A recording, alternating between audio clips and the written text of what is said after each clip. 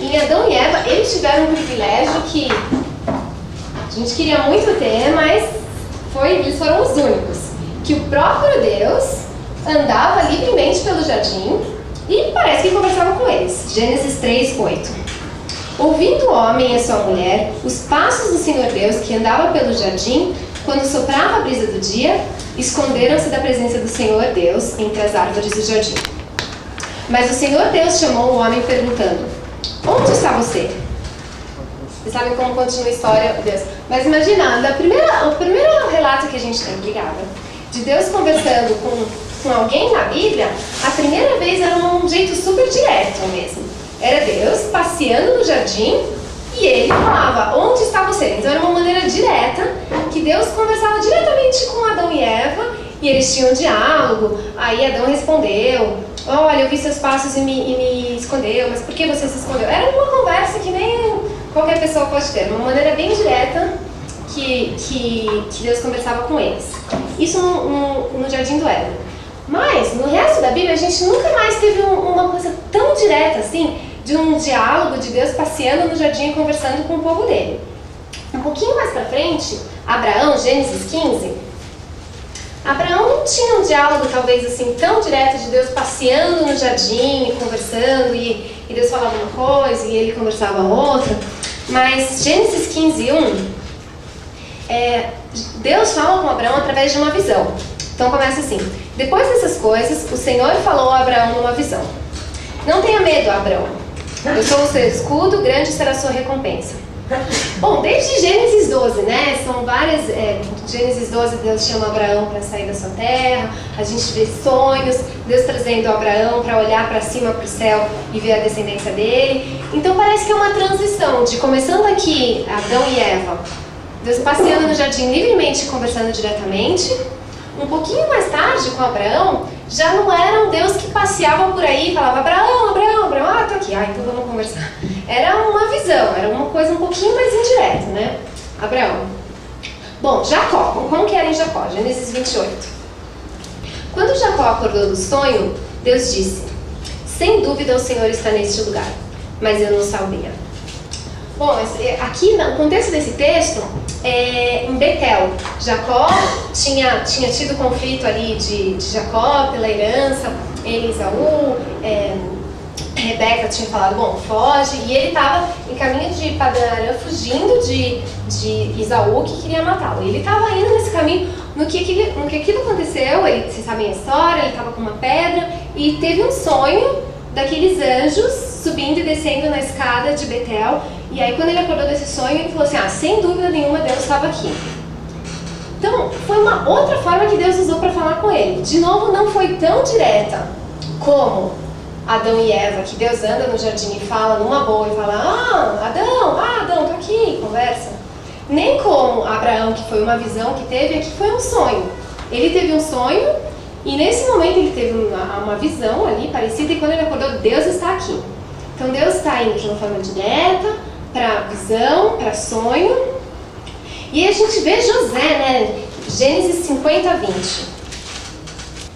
Com certeza vocês conhecem a história de José, que teve vários sonhos que Deus falou com ele, mas no final da vida dele, ele enxerga a mão de Deus de uma forma diferente. Gênesis 50:20. Bom, ali no final da vida dele, quando os irmãos dele, Jacó já tinha morrido, os irmãos dele chegam para José e falam: olha, José, mas será que agora nosso pai morreu, né? O que vai acontecer com a gente? José, a partir do versículo 19, 50:19. José, porém, lhes disse: não tenho medo. Estarei eu no lugar de Deus? Vocês planejaram o mal contra mim, mas Deus o tornou em bem, para que hoje fosse preservada a vida de muitos.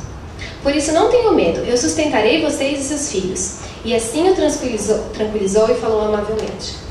Bom, aqui José, apesar de ele ter tido sonhos durante vários momentos da vida dele, de Deus falando com ele, no final da vida dele, quando ele conversa com os irmãos, a maneira que ele enxerga o bom pastor, Deus falando com ele, é através das circunstâncias mesmo. Ele enxerga as circunstâncias da vida dele e fala assim: olha, gente, de todas essas circunstâncias, o que parece é que o que vocês planejaram para o mal contra mim, mas Deus o tornou como um bem. Ele vê as circunstâncias da vida dele e fala assim: olha, isso aqui é Deus, eu consigo ver a mão de Deus através das circunstâncias da vida dele. Bom, isso em Gênesis, né? E aí na época da monarquia, a gente via Deus falando de diversas formas. Uma forma que ele usou direto foi através de profetas, né? Davi, por exemplo, quando teve o pecado com Betseba, Natã chegou e contou aquela história para ele. E Natã chegou e falou assim, olha, esse homem é você teve esse pecado. E Deus colocava profetas, usava pessoas para ir falar com o seu povo. E usou Natã, usou Elias, Samuel, vários profetas na época da monarquia que teve.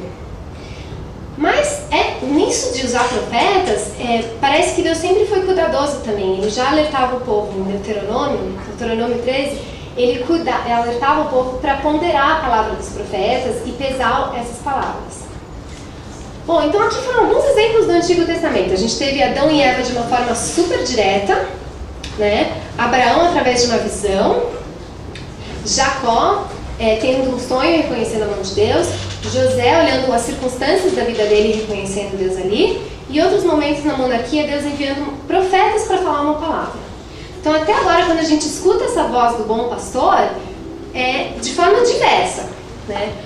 No Novo Testamento, vamos ver, mapear um pouquinho, né? Bom, como Jesus escutava, o bom pastor escutava a sua própria voz, a voz do bom pastor, a voz do pai dele, né? Marcos 1. Bom, na verdade, esse texto é bem interessante e a gente vai voltar para ele um pouquinho mais tarde também. Quando a gente olhar o que alguns teólogos falaram sobre esse tema, esse texto parece bem interessante. Mas já uma pinceladinha aqui por cima, Marcos 1. Bom, 35, por aqui. Marcos 1, Marcos contou, foi um dia super cheio de atividades para Jesus. Ele foi para Cafarnaum expulsou um demônio lá, voltou para a casa de Pedro, curou a sogra de Pedro, a cidade inteira trouxe gente endemoniada e doentes para ele curar, ele curou gente, um dia super assim, com vários acontecimentos. Depois desse dia, logo de manhãzinha, no dia seguinte, acontece Marcos 1,35. De madrugada, quando ainda estava escuro, Jesus levantou-se, saiu de casa e foi para um lugar deserto, onde ficou orando. Simão e seus companheiros foram procurá-lo, e ao encontrá-lo, disseram, todos estão te procurando. Jesus respondeu, vamos para um outro lugar, para os povoados vizinhos, para que também lá eu pregue. Foi para isso que eu vim. Então ele percorreu toda a Galiléia, pregando nas sinagogas, expulsando os demônios. Então o que parece nesse textinho aqui, a gente tem uma fotozinha de Jesus que no momento que ele teve um dia super cheio de várias coisas em Cafarnaum, provavelmente assim, o que a gente vai continuar a fazer, né? Vamos ficar aqui em Cafarnaum, continuar fazendo mais coisas.